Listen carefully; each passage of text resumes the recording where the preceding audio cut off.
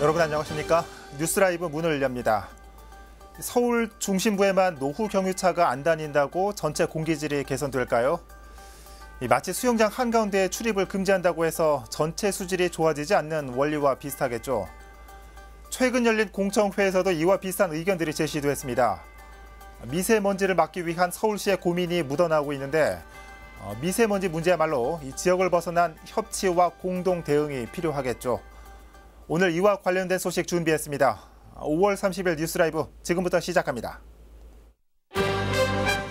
오늘의 헤드라인입니다. 서울시가 창동 차량기지 일대 세계 최대 규모의 의료단지 조성을 구상하는 가운데 서울대병원 이전도 추진됩니다. 7월부터 배출가스 5등급 경유 차량은 서울 사대문안 운행이 제한됩니다. 하지만 이를 두고 실효성 논란도 일고 있습니다.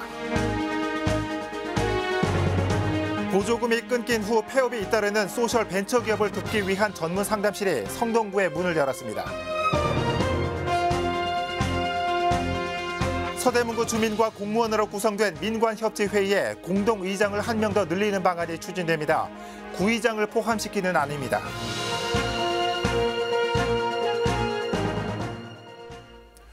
서울시가 노원구 상계동 창동 차량기지 일대 세계 최대 규모의 의료단지 조성을 구상하고 있습니다. 그 첫 단추로 서울대병원 이전을 추진하고 있습니다. 박선아 기자의 보도입니다.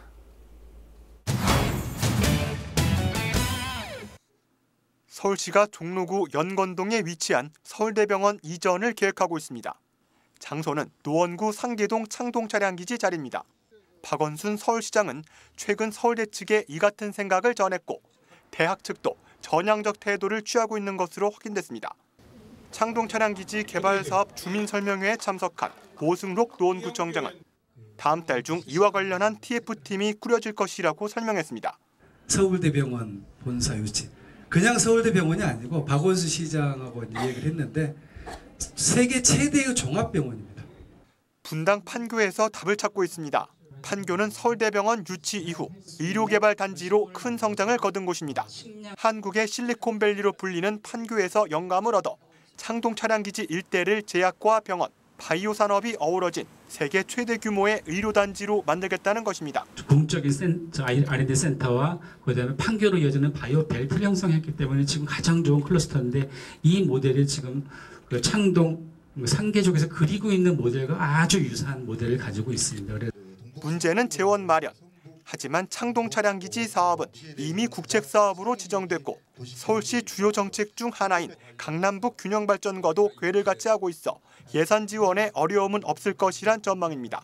바이오 메디컬 산업이라든지 여러 가지 좋은 산업군이 만들어져서 장차 창동 상계 지역에 8만 개의 좋은 일자리가 만들어지길 바라고요.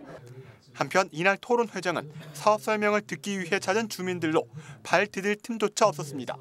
창동 차량기지 개발 사업에 대한 높은 관심을 엿볼 수 있었습니다. 드라이브 서울 경기 케이블 TV 박선아입니다.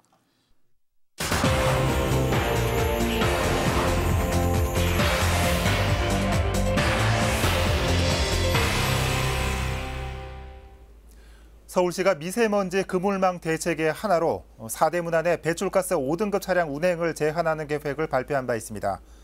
오는 7월부터 시범 운영되는데 여전히 실효성 논란이 뜨겁습니다.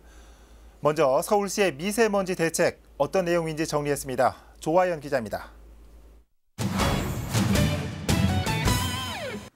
오는 7월부터 서울 사대문안 녹색교통지역에 노후 경유차량 운행이 제한됩니다. 녹색교통지역은 종로구 8개 동과 중구 7개 동이 포함돼 있습니다. 전국 245만 대의 배출가스 5등급 차량을 대상으로 시범 운영을 거쳐 12월부터 본격적인 단속이 시작됩니다. 현재 발표된 시행안은 긴급 차량과 장애인, 저공해 조치 차량은 제외되고 도심 내 물류 차량 이동을 고려해 오전 6시부터 저녁 7시까지 또는 밤 9시까지로 제한 시간을 두는 내용입니다. 운행 제한에 따른 지원 방안으로는 녹색교통지역 거주민의 5등급 차량에 대해 조기 폐차 보조금 한도액을 최대 300만 원으로 늘리고 전기차를 구매할 경우 100만 원의 보조금을 추가로 지원하는 겁니다.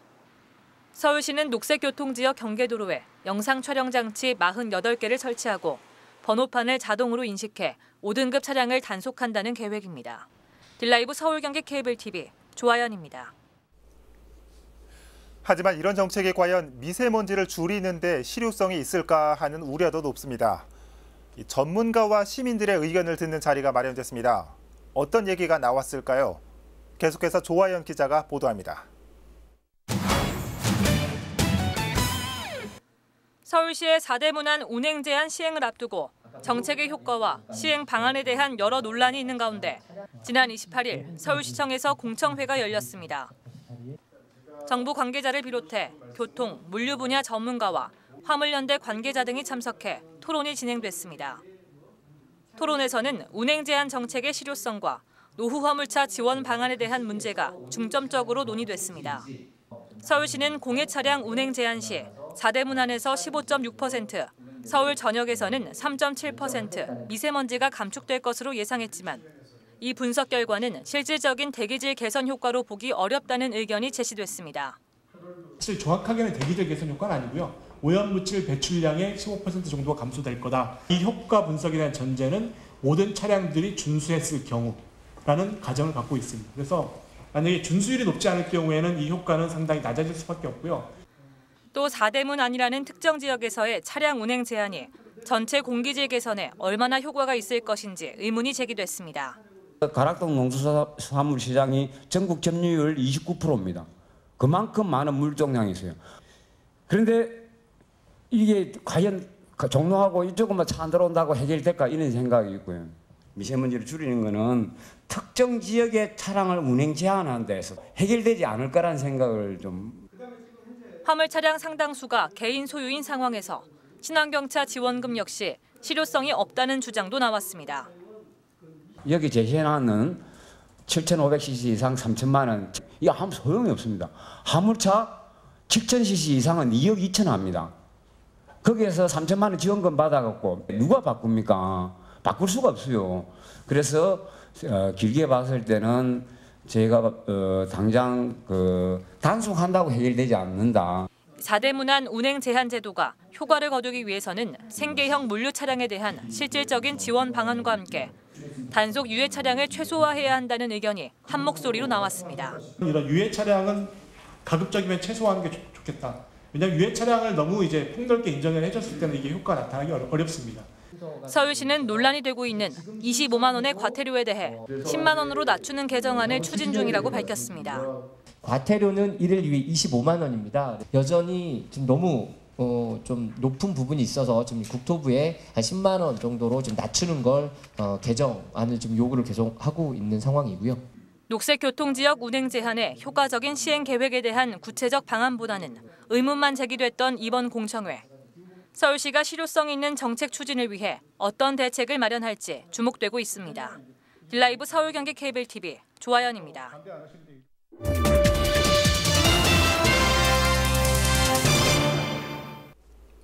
민관협지회를 구성해 다양한 사업을 펼쳐오고 있는 서대문구가 조례 개정을 준비하고 있습니다. 협지회의의 대표성을 강화하기 위해 공동의장을 한 명 더 늘리겠다는 내용을 담고 있습니다. 이혜진 기자가 보도합니다. 3년 차에 들어선 서대문구 민간협치회의. 현재 주민과 공무원 등 35명이 활동하며 다양한 민간협치 사업을 진행하고 있습니다. 그동안 어린이집에 로컬푸드를 직거래해주는 슬로푸드 사업과 홍제천 테마길 만들기 사업 등을 통해 가시적인 성과도 거뒀습니다. 올해도 민간협치 사업 예산 10억 5천만 원이 편성돼 사업을 추진 중에 있습니다. 이런 가운데 민간협치 활성화 조례를 다시 한번 개정하려는 움직임이 일고 있습니다.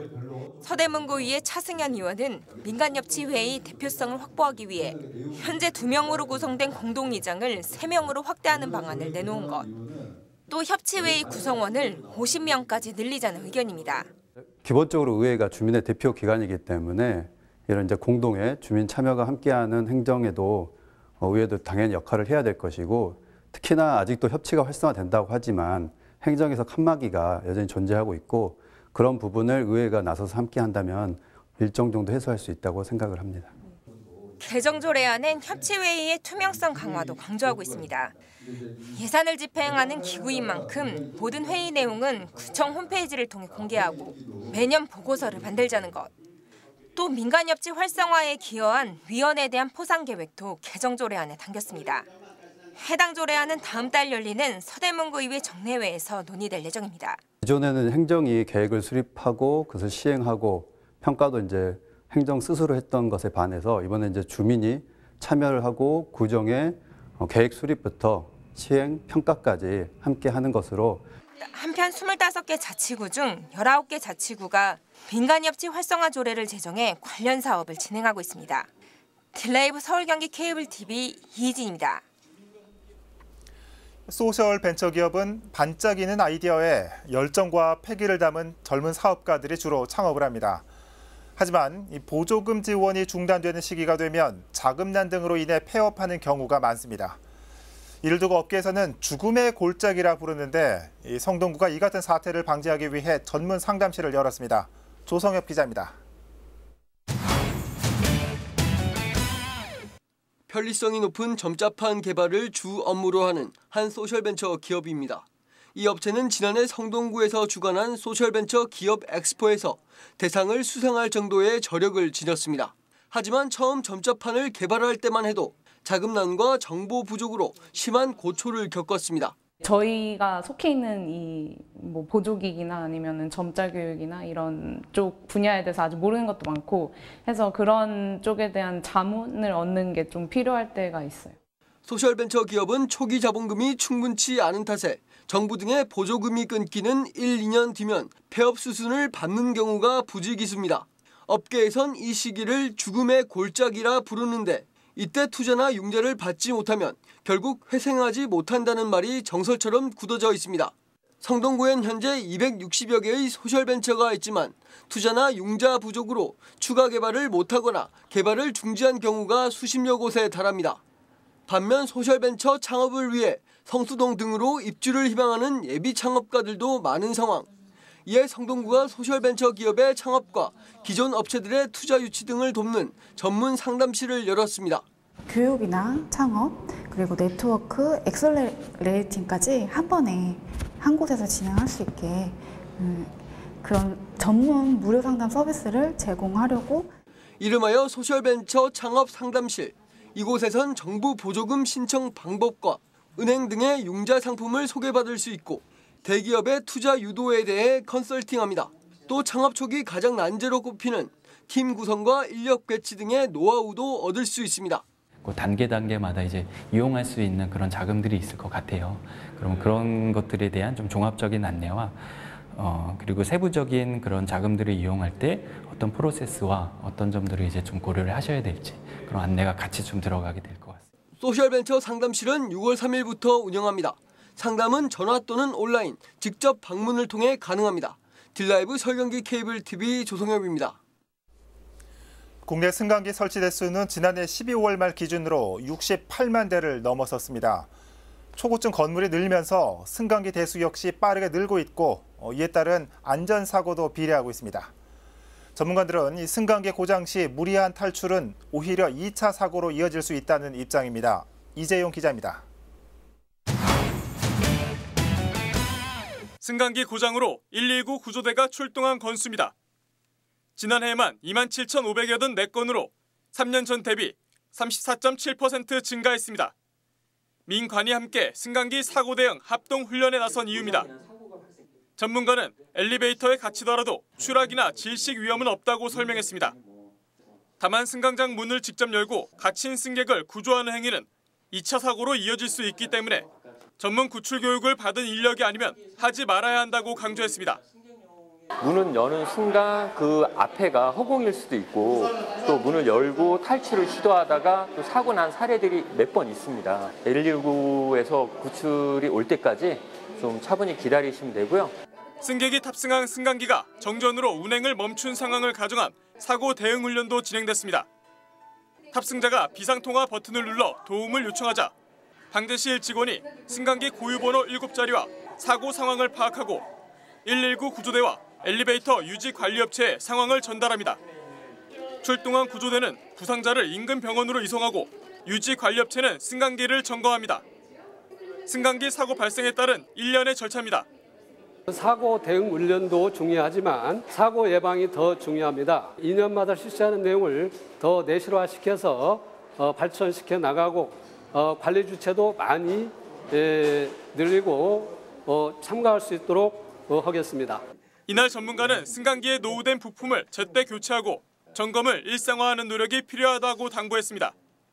용산구는 앞으로 승강기 사고 예방을 위해 정기 점검 등을 진행할 계획입니다. 딜라이브 서울 경기 케이블 TV 이재용입니다. 성북구 장위 전통시장이 전통시장 연계형 도시재생사업 후보지로 선정됐습니다. 재개발로 인해 반토막이 난 장위시장이 본래의 모습을 되찾을지 관심이 몰리고 있습니다. 보도에 이승준 기자입니다. 성북 장위 전통시장이 전통시장 연계형 도시재생사업 후보지로 선정됐습니다. 현재 장위시장은 재개발로 인해 반토막이 난 상황. 나머지 절반이 남았지만 반쪽짜리 시장을 걱정하는 우려의 목소리가 커지자 성북구가 전통시장 연계형 도시재생 사업에 뛰어든 겁니다. 전체 113개 정도의 점포 중에서 58개가 장위 19개에 편입이 돼서 철거를 앞두고 있는 상황입니다. 그 남아있는 장위 11구역 쪽에 전통시장을 좀 더 활성화시키고 또 아울러서 11구역 해제된 11구역에 배후 주거지에 대한 도시재생의 필요성을 같이 연계해서 시장과 배후 주거지에 대한 재생을 아우러서 할 수 있는 이 사업을 추진하게 됐습니다. 성북구는 장위시장의 본래의 모습을 되찾고 인근 골목 상권까지 활성화할 계획입니다. 뉴타운 사업 해제구역인 장위 11구역에 재개발이 진행되는 장위 10구역에 위치한 철거 예정 점포들을 옮기고 인근 골목 상권도 함께 통합 개발할 계획을 세웠습니다. 그전에 남아있는 시장과 또 해제된 지역의 골목 상권들을 연계해서 동시에 활성화시키는 방안으로 해서 특화거리 조성이라든가 그다음에 주민 공동체 활성화라든가 이런 걸 통해서 배후 주거지와 또 시장이 같이 연계해서 활성화되고 또 경제활동이 활발하게 이루어질 수 있는 이런 방안으로 지금 사업을 추진하고 있습니다. 이에 따라 성북구는 주민과 상인으로 이뤄진 공동체를 형성해 주민들과 시장 상인들을 연계하고 자치구의 추진 의지를 피력해 도시재생 사업의 성공 가능성을 서울시에 평가받을 계획입니다. 이 같은 도시재생 사업 추진에 대해 장위시장 상인들은 긍정적인 반응을 보이고 있습니다. 한 2, 3년 전부터 계속 이제 이런 어떤 대책에 대해서 좀 갈구를 해왔는데요. 아무래도 저희들이 이런 정부나 서울시 정책이 시행이 되면서 저희들한테 이렇게 조금이라도 좀 적용이 된다는 거에 대해서 일단 기대감을 많이 가지고 있습니다. 한편 이번 전통시장 연계형 도시재생 사업은 장위시장을 비롯해 마포구 동진시장과 중랑구 사가정시장 등 모두 6곳이 선정됐습니다. 올해 연말에는 사업 가능성 심사를 통해 최종 사업지 2곳을 선정할 예정입니다. 딜라이브 서울 경기 케이블 TV 이승준입니다. 송파 헬리오시티 재건축으로 철거 갈등을 빚던 석촌시장 노점들이 거리가게로 재단장돼 얼마 전부터 운영에 들어갔습니다. 지자체와 민간이 대화와 타협으로 이끈 성과라는 점에서 의미가 깊습니다. 보도에 태윤영 기자입니다. 아파트 단지 인근 도로가에 수선집과 분식점 등 깔끔한 외관의 작은 가게들이 줄지어 들어섰습니다.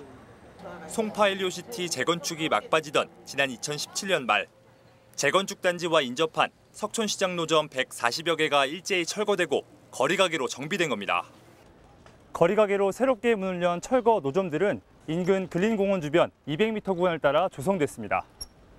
한편으로는 구에서나 저희로서나 이건 꼭 해야 되겠다 그런 신념들이 있어서 일단 정리가 깨끗하게 됐죠. 여기가 아마 거리가게로 정비되기까지의 과정은 순탄치 않았습니다. 재건축에 따라 노점 철거가 불가피했지만 생계를 주장하는 노점상들의 반발이 빗발쳤고 시위와 청원으로까지 이어졌습니다. 하지만 3년여간의 대화 끝에 송파구와 노점 측은 합의를 이끌어냈습니다. 재산조회를 거쳐 전체 147개 노점 가운데 116개 점포가 생계형 거리가게로 허용됐고 그중에서도 협약을 통해 최종적으로 47개의 거리가게가 선정됐습니다. 무엇보다 도시 재개발 속 대화와 타협으로 상생의 기틀을 만들었다는 점에서 의미가 깊습니다. 여기가 도로 포장이라든지 책 박물관, 이 근린공원 때문에 철거할 수밖에 없었지만 그래도 이분들을 설득을 해서 모든 사람 한 분도 다치지 않고 이렇게 송파구 주민이라는 생각을 가지고 접근을 했고요. 송파구는 거리가게별 관리 대장을 작성해 관리를 강화하는 한편 거리가게 조성이 생계대책의 일환인 만큼 폐업 이후에는 신규 입점을 제한해 순차적으로 거리가게 수를 줄여갈 방침입니다. 딜라이브 서울 경기 케이블 TV 태인영입니다. 성북구가 지난 28일 종암동에서 2019년 주민자치계획 사업을 선정하는 자리를 가졌습니다. 사전투표로 선정된 주민자치계획 사업 12개 항목 중 안전한 동네 만들기와 이육사 아카이빙, 주민 강조와 활성화 등 모두 5개 항목이 토론과 투표를 통해 결정됐습니다. 선정된 의제는 검토를 거쳐 종암동 주민자치계획 사업에 반영됩니다. 한편 성북구는 오는 9월까지 주민자치회를 기존 2개 동에서 8개 동으로 확대할 예정입니다. 중구는 다음 달부터 지역 내 패션과 봉제 산업의 동반 성장을 위한 협업화 사업을 본격 추진합니다. 이에 따라 구는 의료 제조업체와 디자이너의 협업으로 브랜드와 상품 제작, 마케팅 협력을 하면 최대 3천만 원을 지원합니다. 참여를 희망하는 업체는 사업 비용의 10% 이상을 자부담하고 사업 목적에 따라 본 제품을 생산할 때도 반드시 지역 내 봉제업체와 연계 계획을 수립해야 합니다. 신청 기간은 다음 달 17일부터 19일까지로 중구청 도심산업과나 중구 의류패션지원센터를 방문하면 됩니다.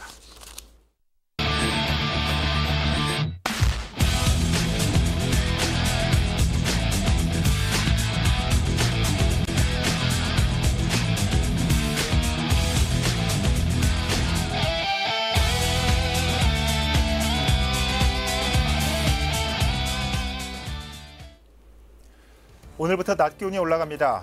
이번 주는 내내 맑은 날씨를 보이며 주 후반으로 갈수록 더워지겠습니다. 일찍 찾아온 더위, 일교차는 물론 각종 온열 질환도 유의하시길 바랍니다. 뉴스라이브 마칩니다. 시청해주셔서 고맙습니다.